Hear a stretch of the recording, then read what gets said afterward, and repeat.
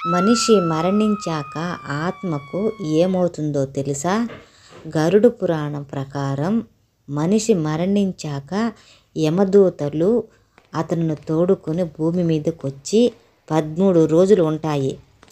ఆ 13 రోజులు ఆత్మ కుటుంబం నిర్వహించే ఆచారాలన్నీ దగ్గరుండి చూస్తుంది.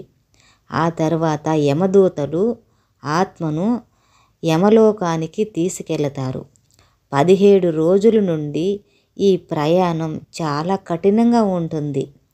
ఆత్మ చేసిన కర్మలను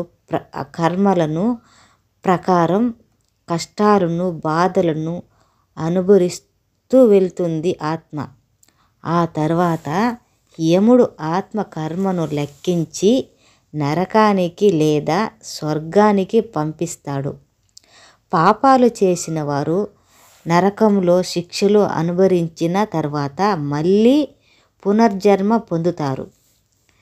ఇలా వాళ్ళు చేసిన కర్మలు పూర్తి కాక ఆత్మ పునర్జన్మ పొందుతూనే ఉంటుంది.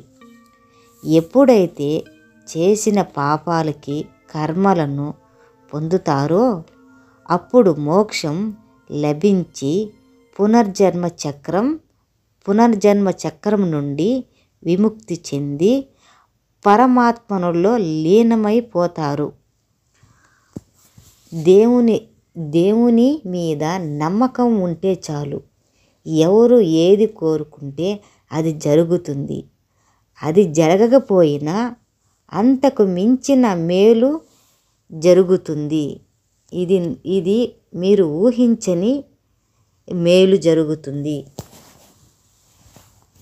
ఆత్మ శాంతించాలంటే మనము 13 రోజులు జరిపే కార్యక్రమం బాగా అన్ని కార్యాలతో అంతా బాగా చేయాలి.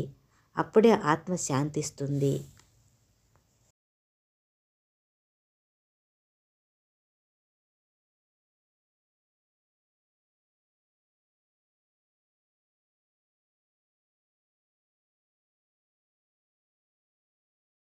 Oh my god.